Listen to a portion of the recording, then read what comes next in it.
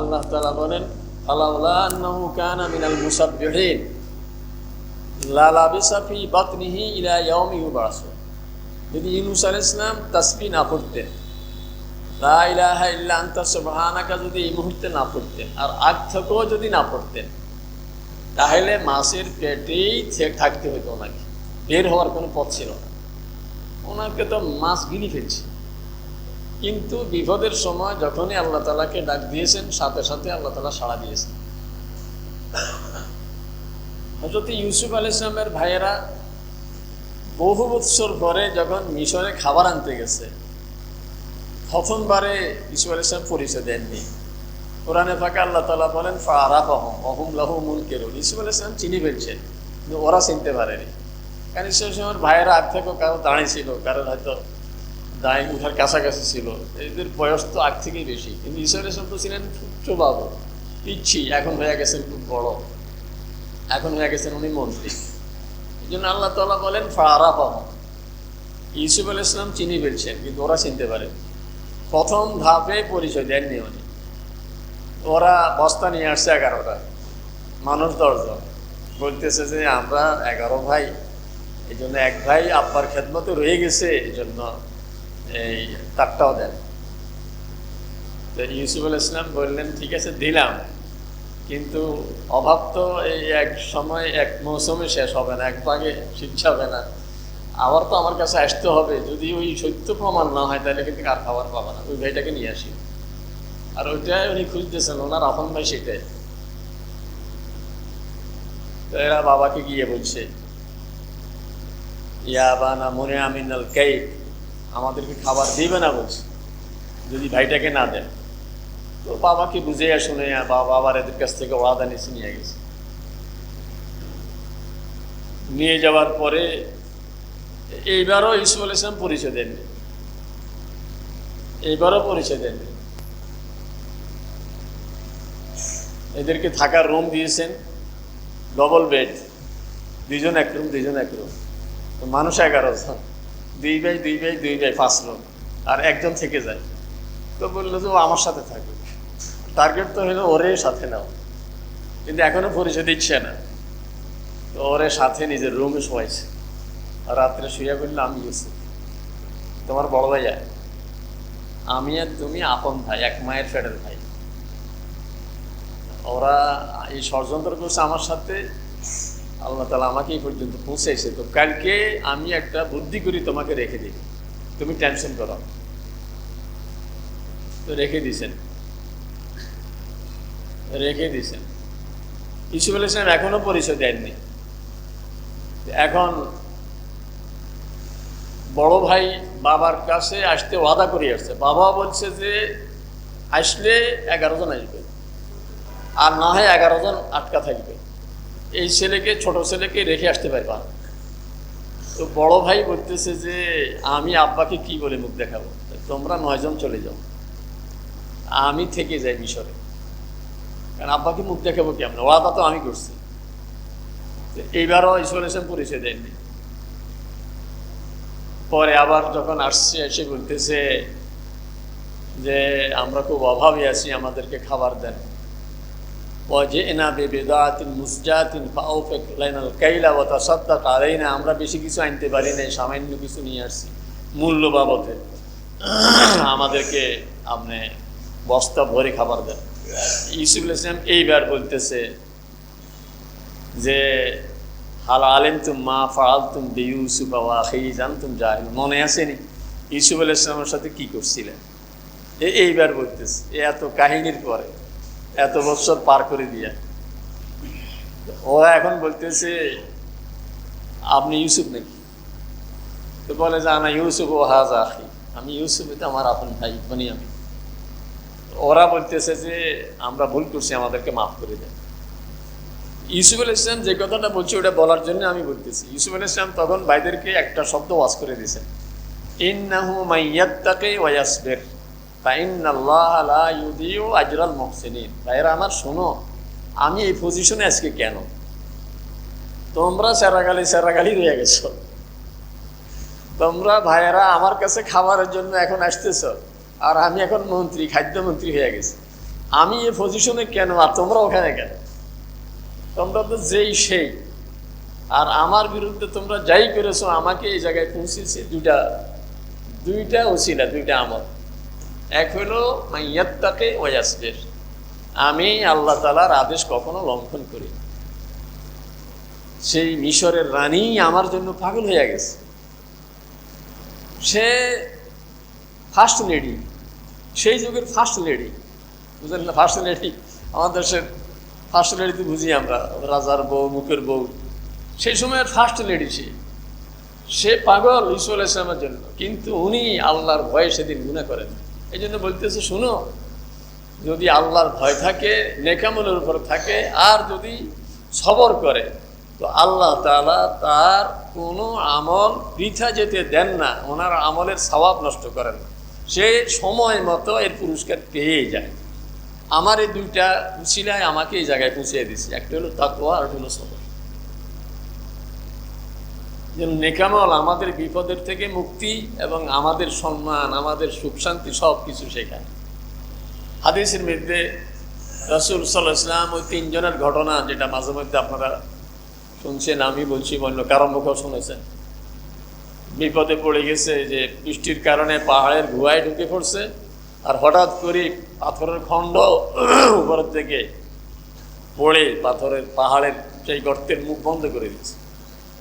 আর আরব দেশে যারা গিয়েছেন দেখেছেন, পাথর কোনো ছোট ছোট পাথরে পাহাড় নয়, গোটা পাহাড় একটা পাথর।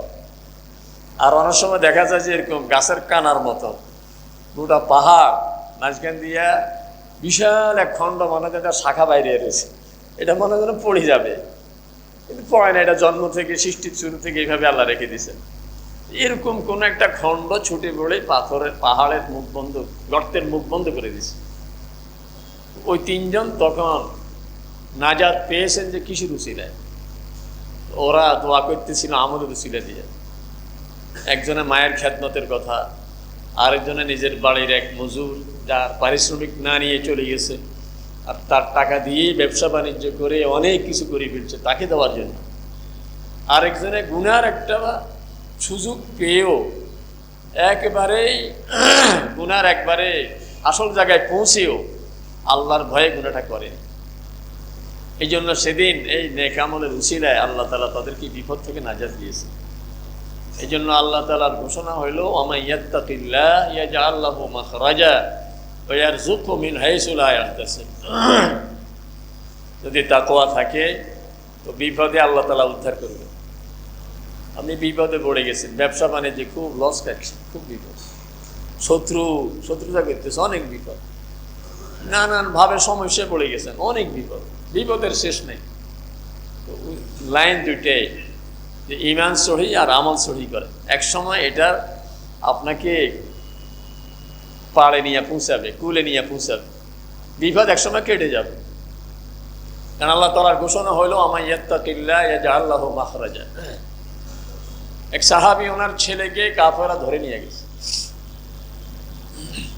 উনি খুব পেরেশান হয়ে গেছে, ইয়া রাসূলুল্লাহ, আমার ছেলেটাকে ওরা মেরে ফেল, আমার ছেলেটাকে কাফেররা নিয়ে গেছে। তো রাসূল সাল্লাল্লাহু আলাইহি ওয়াসাল্লাম বললেন, তুমি সবর করো, তুমি সবর করো, আল্লাহ তাআলা হেফাজত করে। ওরা মা বাবা দুইজনে দুপুরবেলায় ঘুমিয়ে আছে, হঠাৎ করে উটের শব্দ শুনতেছে তাদের আঙ্গিনায়, তাদের উঠানে, তাদের ঘরের বাইরে উটের আওয়াজে ওরা খুব হয়তো একটু ঘুমে আসছিল বা একটু আরামে ছিলেন। কিসের আওয়াজ? দরজা খুলে দেখে যে ছেলে চলে আসছে, আর পুরা বাড়ি উটে ভর্তি হয়ে গেছে। এখন বলে যে, আরে বাবা তুমি কেমনে আসছো? বলে যে, আমি তো, ওরা আমাকে বন্দি করে এক ঘরের ভিতরে আটকে রাখছে। তো দুপুর বেলায় আমি চিন্তা করতেছিলাম, দেখি কোনোভাবে পার হওয়া যায় না। তো ওদের একটা ফিলারের সঙ্গে হাত যেভাবে বাঁধছে, ওই রশিটাকে এভাবে ঘষতেছিলাম, ঘষতে ঘষতে রশিটা ছেড়ে গেছে। আমি বের হয়ে এখন আসার তো কোনো লাইন দেখি না, আমি কিভাবে আসবো, পালাবো কিভাবে? তা আমি ওখান থেকে একটা ওটের ভিড়ে চড়ে পড়ছি। এই ওটটা যে ওটদের সর্দার, ভাই সব মুরগিগুলি যে মুরগি আছে একটা সেটাকে ফলো করে, এখানে মুরগির সংকেত দিলে সব সতর্ক হয়ে যায়। বলে এই উটটা যে সমস্ত উটের সর্দার সেটা তো আমার জানা ছিল না, আমি ওটা একটা নিয়েই আসছি, আর সব উটের পিছু পিছিয়ে চলে আসছি। তো রাসূল সাহেবের কাছে চলে গেছেন এই সাহাবী, বলে যে ইয়া রাসূলুল্লাহ, ঘটনাটা এই, আমার ছেলে তো আল্লাহ পুষিয়ে দিয়েছে, এখন মুশকিল হইলো আসছে তো আসতে উটের বহর নিয়ে চলে আসছে। আল্লাহ তাআলা আয়াত নাযিল করে বললেন যে ওমান ইয়াত্তাকিল্লাহা ইয়াজআল লাহু মাখরাজা ওয়া ইয়ারযুকহু মিন হাইসু লা ইয়াহতাসিব।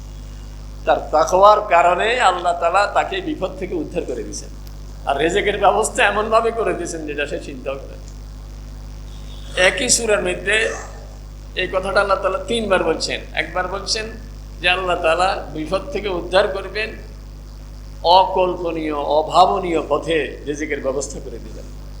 আবার বলতেছেন ওমান ইয়াত্তাকিল্লাহা ইয়াজআল লাহু মিন আমরিহি ইউসরা, যদি তাকওয়া থাকে সব কাজ আল্লাহ তাআলা সহজ করে দেন। আবার বলতেছেন ওমান ইয়াত্তাকিল্লাহ ইউকাফির আনহু সাইয়্যাতিহি ওয়া ইউযিম লাহু আজরা, যদি তাকওয়া থাকে তাহলে ছোটখাটো গুনাহ যা হবে সব আল্লাহ তাআলা মাফ করে দেন। আমি নামাজ ঠিক মতো পড়ি, মাঝখানে অনেক ছোটখাটো গুনাহ হয়ে যায়, এগুলি সব আল্লাহ তাআলা মাফ করে দেন। এই জুমা ওই জুমা মাঝখানে সব গুনাহগুলি মাফ। হাদিসে আসছে কেউ যদি জুমার দিনে গোসল করে, সুগন্ধি ব্যবহার করে, মসজিদে আসে এবং মসজিদে এসে কোনো ডিস্টার্ব করে নাই, কারোর ঘায়ের উপর দিয়ে পা দিয়া যায় নাই, কেউ তার আচরণে বিরক্ত হয় নাই এবং মসজিদে কোনো কথা বলে। এমনকি হাদিসে আসছে যে ইজা কুলতা লিসাহিবিকা আনসিত ফাকাত লাগাউতা, তুমি যদি তোমার সাথী দুজনে কথা বলে, তুমি যদি বলে এই ভাই কথা বলেন না, এইটাও তুমি সওয়াব থেকে মারুম হয়ে গেল, কথা তো হয়েই গেল। ওই রাজার ছেলে পীরের মুরিদ হয়েছিল, তো পীর সাহেব বলছে যে কথা বলো, তুমি কথা বন্ধ করে রাখি, সে কথাই বলে না। এখন বাদশা তো বড় পরিশান, ডাক্তার ডুক্তার যা দেখায় সবাই পরীক্ষা নিরীক্ষা করি, বলে যে কোনো রোগ নেই, তার তো কোনো রোগে দেখি। বাবা জানতে না যে সে পীর সাহেবের সবক নিছে, কথাই বলে না। তো বাদশা চিন্তা করলো যে ও মানসিকভাবে মনে হয় যেন বিপদে আছে, মানসিক রোগ আক্রান্ত, তো ওর একটু বিনোদনের জন্য একটু জঙ্গলে, সাগরে, নদীতে এদিক সেদিক একটুখানি সে ভ্রমণ করে আসুক, ঘুরে ফিরে আসুক, তার মানসিক শান্তি হবে, সে ভালো। তো সৈন্য সামন্ত দিয়ে তারে জঙ্গলে বনে পাঠাই দিয়েছে।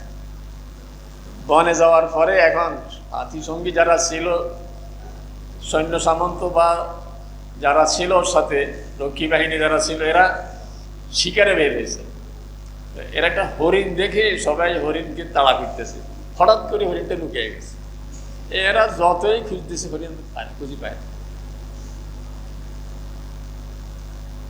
এখন ওরা নিরাশ, জঙ্গলা যতই দেখে, উকি মারে, তালাশ করে, হরিণ আর খুঁজে বের করতে পারতেছে না। হঠাৎ করে হরিণটা একটা আওয়াজ দিয়ে উঠছে, আওয়াজ দেওয়ার সঙ্গে সঙ্গে সবাই চিৎকার দিয়া হই হুল্লোড় করিয়া পাইয়া গেছে হরিণ। ঘেরাও করে হরিণটা তৈরি করছে। ধরার পরে এই যে কথা বলতেছে না এতদিন, সে হঠাৎ করে হরিণকে বলতেছে তুই বলা কেউ, তুই কথা বললি কেন? তুই যদি চুপ করে পড়ে থাকতি তো এরা পাইত না। বুঝেন নাই কথা? সে বলতেছে তুই বলা কেউ, তুই কথা বললি কেন? এই তো যারা তারা নিয়ে গেছে বনে, এরা তো হরিণ ধরতে যায় না, সে তো তার বিনোদনের জন্য। এরা সবাই তো হাতে তালি দিয়া যে কাছে গেছে, সে তো কথা বলে, তাই কথা বলানোর জন্য তো নিয়ে আসছে। এইবার খুশি হইয়া তারা নিয়ে আসছে রাজার বাদশার কাছে। আসি করলো যে রাজা মহারাজ সে তো কথা বলে, মনে কথা বলছে সে। বাদশাহ কাছে ডেকে খুব আদর টাদর করে বলে বাবা কি হয়েছে তোমার, বলো। হ্যাঁ কথা বলে না, আগের মতো আবার। এখন বাদশাহ তো বলে যে তোমরা কি বলো, তো কথা বলছে, এখন তো বলে না, কেন আমরা সবাই শুনছি কথা বলছি। বাদশাহ ক্ষিপ্ত হইয়া তারা ফিরে শুরু করছে, বেয়াদব তুই কথা বলতেই পারস, বলস না কেন? তো মার খেতে খেতে এক পর্যায়ে যখন সহ্য করতে পারে না, এইবার নিজকে বলে, আগে তো হরিণকে বলছে তুই বলা কেউ, তুই কথা বললি কেন? এবার নিজকে বলে তুই বলা কেউ, তুই সেদিন আবার কথা বললি। হরিণ বলছে হরিণ বলছে তুই আবার কথা বললি কেন? এই জন্য মসজিদে দুইজনে কথা বলে, আপনি যে কথা বললেন সব থেকে মাহরুম হয়ে যাবে। আলহামদুলিল্লাহ আমাদের এই মসজিদ একটু ব্যতিক্রম। আমি অন্য দু এক মসজিদে মাঝে মধ্যে তো নামাজ পড়ি, মসজিদের মধ্যে কথা বলে, মসজিদের কথা বলে, বিশেষ করে কমিটির লোকজন কথা বেশি বলে, সভাপতি সাহেব আসছে, অমুক আসছে, হ্যাঁ কথা না বললে কেমন। কিন্তু এই মসজিদ মাসার চুপচাপ, কেউ বুঝে না কে কোনখান দিয়ে আছে। তো এই জন্য রাসূল সাল্লাল্লাহু আলাইহি ওয়াসাল্লাম বলেন জুমার দিনে ঘর থেকে উযু করে আসছে, গোসল করছে এবং আতর সুঘ্রাণ ব্যবহার করছে এবং সম্ভব হইলে পায়ে হেঁটে আসছে, আর মসজিদে এসে কাউকে ডিস্টার্ব করে নাই, মানে কারো ঘাড়ের উপরে পা দেয় নাই। দুইজন বসে বসে নিজস্ব লোক, দুই ভাই বসছে, দুই বন্ধু বসছে, এই দুজনকে ঠেলে মাঝখানে বসছে, এমনটাও করে নাই। এসব বলেন ওলা মিফারে বাইনেস নেই, দুজনের মাঝখানে এসে মানে পার্থক্য করে দেয় নাই, থাক করে বসে নেই। হ্যাঁ, যদি ওরা টেনে বসে ভিন্ন কথা। এবং ইমাম সাহেব যখন খুতবা দেয় তখন মনোযোগ দিয়ে শুনে, তাহলে এই জুমা আর আগের জুমার যত গুণা সব মাপ হয়ে আছে। কিন্তু আপনি যে কথা বললেন, তাহলে ওই যে বললাম তুই বলা কেউ সামান্য কথার কারণে এই যে বিশাল একটা সুযোগ ছিল আপনার, এখান থেকে মার হয়ে গেল। এই জন্য ঘর থেকে গোসল করে আসবে। অজু অনেকে মসজিদের ঘাটলায় আসি করে, মসজিদের পানির লাইনে করে, এখানে ভালো পানি আছে না, এই সোয়াব থেকে মারুম হয়ে যাবে। ঘর থেকে গোসল অজু করে আসবে এবং আতর সুঘ্রাণ ব্যবহার করে আসবে। আর এভাবে মসজিদের মধ্যে নিরিবিলি বসবো, যেখানে জায়গা পাই বসে যাব আর চুপচাপ থাকবো। এই জন্য বলতেছি প্রত্যেকটা আমল আমাদের লাভের জন্য, আমাদের লাভের জন্য, আর গুনাহ আমারই ক্ষতি। আল্লাহ তাআলা বলেন ওয়ালাওয়ান আহলাল কুরা আমানু ওয়াত্তাকাউ লাফাতাহনা আলাইহিম বারাকাতিন মিনাস সামাই ওয়াল আরদ। দুনিয়ার মানুষ ঈমান আর তাকওয়ার গুণ যদি অর্জন করতে পারে, আল্লাহ তাআলা বলেন আসমান জমিনের বরকতের সব দরজা আমি খুলে দিই। সাহাবায়ে কেরামের এক জমাত ৩০০ জন, এনারা রাসূল সাহেব পাঠিয়েছেন এক এলাকায়। যাওয়ার সময় খাওয়ার যা ছিল প্রত্যেকের সাথে একবারে শেষ হওয়ার কাছাকাছি। তো যিনি গ্রুপ লিডার ছিলেন উনি বললেন যে এইভাবে আলাদা আলাদা খাবার কারো কাছে থাকবে, কারো কাছে শেষ হয়ে যাবে, কেউ খাবে আর কেউ উপবাস থাকবে। এটা না করি এক কাজ করো, সব খাবারগুলি এক জায়গায় করো, আমরা একসাথে এক জায়গা থেকে খাবার সাপ্লাই দিব, তাইলে সবাই পাবে, কারণ কারো কম আছে কারো বেশি আছে। তো যিনি আমির সাহেব উনি এখন চিন্তা করলেন যে আমাদের সফর দূরের, খাবার কম, এক খেজুর করে দেয় ওনাদেরকে, ডেইলি এক খেজুর। এক সাহাবী ওনাদের আসার পরে যখন জিজ্ঞেস করলো যে কিভাবে কি, যে আমরা এক খেজুর করে, এক খেজুর খাইলেন কিভাবে, এক খেজুর খেয়ে থাকলেন কিভাবে? আরে মিয়া, এক খেজুর খেয়ে থাকছি কিভাবে প্রশ্ন করো, প্রশ্ন করবা যে এক খেজুর শেষ হয়ে গেছে আর খাইছি কিভাবে, সেটা একটা প্রশ্ন। একসময় খেজুরও শেষ হয়ে গেছে, আমরা গাছের পাতা খাওয়া শুরু করছি। কিন্তু ঈমান তাকওয়ার উপরে মজবুত। যেতে যেতে একটু সামনে যখন গেলাম, সাগরের পাড়ে পৌঁছে গেছি, হঠাৎ দেখি যে সাগরের ঢেউর সঙ্গে বিশাল এক প্রাণী। আমরা এত বড় প্রাণী, কারণ এটা যে মাছ এটা বুঝেও নেই, এটা যে মাছ এটা ওনারা বুঝতে পারেন নাই। ওনারা এটা দেখি বললেন যে এটা তো নিশ্চয়ই আল্লাহ আমাদের জন্য পাঠিয়ে দিয়েছেন। তা আমরা এতদিন তো না খেয়েই আসি বলতে গেলে, কারণ গাছের পাতা খেয়ে কি থাকা যায়। তো এইটা এবার ওনারা এই খাওয়া শুরু করছেন, মাছ কেটে এইখান থেকে খাওয়া শুরু করছেন। মানুষ ৩০০ মানুষ ১ মাস পর্যন্ত এই মাছ খেয়েছে। মাছটা সাইজে কত বড় এটা বুঝাবেন কি করি? কয় যে মাছের চোখের যে কোঠরি, চোখের যে গর্তটা, এটার ভিতরে ১৩ জন সৈনিক এটার ভিতরে বসতে পারছে। আবার মাছটা কত বড়, মাছের যে এই যে পাঁজরের কাঁটা আছে না, যে পাঁজরের কাঁটা তো দুই সাইড থেকে দুইটা, এক সাইডের কাঁটা এটাকে আমি সাহেব এভাবে তীরের ধনুকের মতো, এটা গেটের মতো করি, কাঁটার দুই মাথা দুইখানে গাড়ায়া। তো আমাদের সবচেয়ে লম্বা উঁচু ওঠ যেটা, এটার পিঠে সবচেয়ে উঁচু লম্বা মানুষটাকে বসায়া বলছে যে কাঁটার নিচ দিয়ে যাও, তো কাঁটা মাথার সাথে লাগে নাই। এবার বুঝে আসছি মাছটা কত বড়। তো এখন বলেন যে আমরা খেয়ে সবাই চেহারা মানে তেল হয়ে গেছে, তেল হয়ে গেছে, দেখতে শরীরের মধ্যে চেহারার মধ্যে মানুষজন তেলে ভাব, সবাই স্বাস্থ্য ভালো হয়ে গেছে। এখন কি খেলাম, এটা কি হালাল খাইলাম না হারাম খাইলাম? নিজেদের মনের মধ্যে একটা প্রশ্ন রয়ে গেছে। এই জন্য কিছু গোশত কিছু মাছ মদিনা শরীফ নিয়ে আসছি।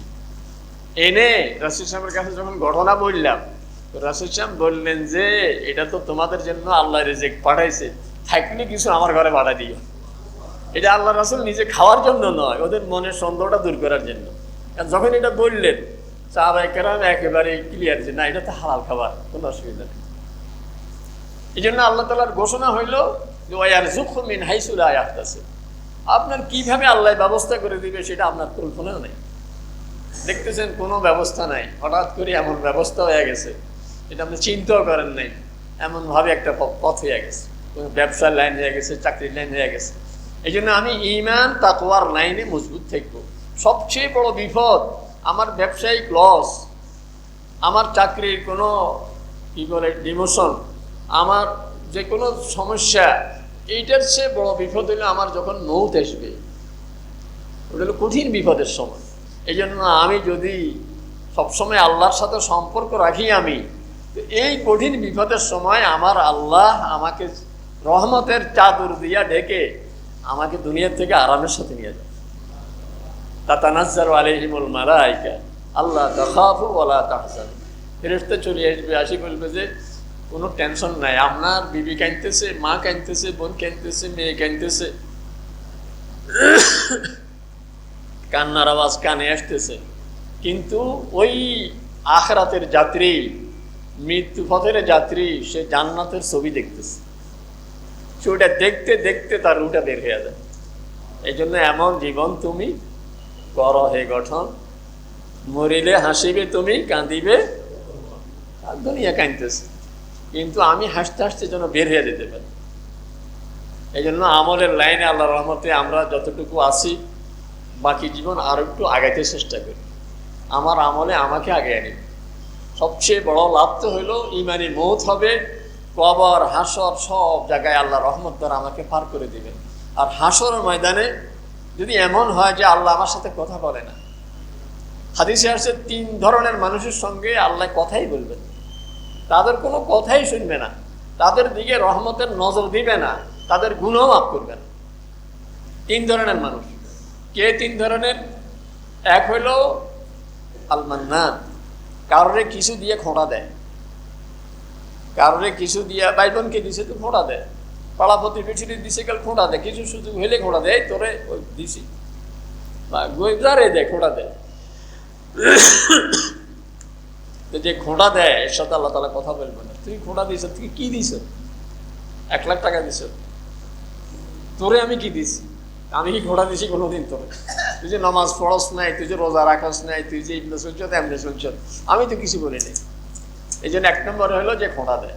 2 নম্বর হইলো আল মুসবিলু ইজারাহু খুয়ালা, যে টাকনুগিরার নিচে প্যান্ট পায়জামা লুঙ্গি করে, টাকনুগিরার নিচে। এই লোকের সঙ্গে কিয়ামতের ময়দানে আল্লাহ তাআলা কথাই বলবেন এবং তার গুনাহ মাফ করবেন এবং তার দিকে রহমতের নজর দিবেন। 3 নম্বর হইল আল মুনফিকু সিরআতাহু বিল হালাফিল কাযিব, যে বাজারে মিথ্যা কসম করে নিজের মাল চালাই দেয়।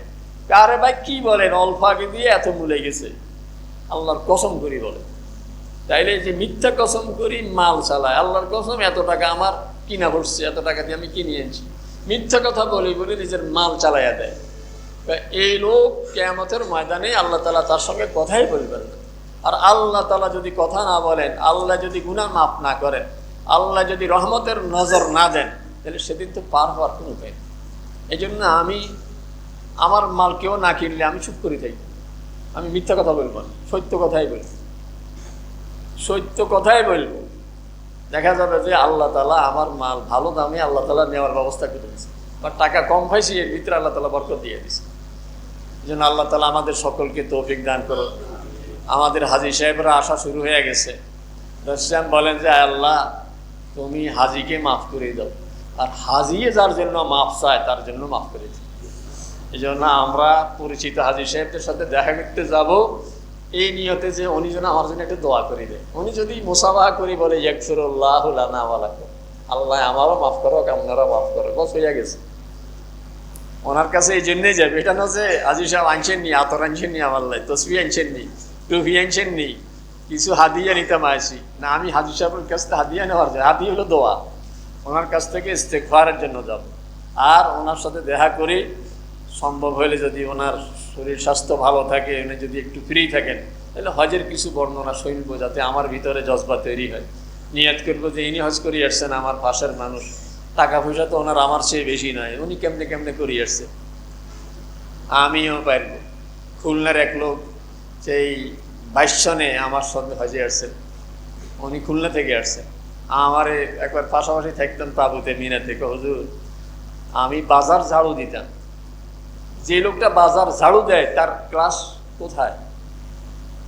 আমি এই কিছু কিছু টাকা জোগাড় করতাম, মানুষ কেমনে জানছে যে আমি হজের জন্য টাকা জোগাড় করি, মেয়েটা আমার হলে হাসাহাসি করছে, এই তুই কেমনে হয়ে যাবে, বাজার ঝাড়ু দেয়। আল্লাহ আমারে নিয়ে আসছে। এবার লোকটা চেহারা সুরতে কিন্তু বোঝা যায় না যে সে বাজার ঝাড়ু দেয়, খুব নমাজি মানুষ, দিনদার মানুষ, কিন্তু বাজার ঝাড়ু দেয়। সে লোকটা হজে চলে গেছে 2022 সনে, তাও এমন সময় গেছে করোনার পরে, প্রথমেই 22 সনে প্রথম হজ হলো করোনার পরে, মাত্র 10 লাখ লোক হজ করছে। সৌদি আরব সরকার তখন সর্বোচ্চ খেদমত করছে হাজিদের, কিন্তু মানুষ কম, জায়গা খোলামেলা, অনেক সুযোগ সুবিধা হাজিরা পেয়েছে। ওই লোকটাকে আল্লাহ তাআলা ওই বছর নিয়ে আসছে। এই জন্য আমরাও প্রত্যেকে নিজের আমলে আগে বাড়ার চেষ্টা করি, গুনাহ যেন আমার থেকে কখনো না হয়। নেক করতে না পারি, রাসূল বলেন গুনাহ ছেড়ে দাও, তাইলে তুমি আল্লাহওয়ালা হয়ে যেতে পারবে। যার যে গুনাহ আছে সব ছেড়ে দিব, নেক পথে চলার চেষ্টা করবো। আল্লাহ তাআলা সকলকে তৌফিক দান। সুন্নাত পড়েন, সুন্নাত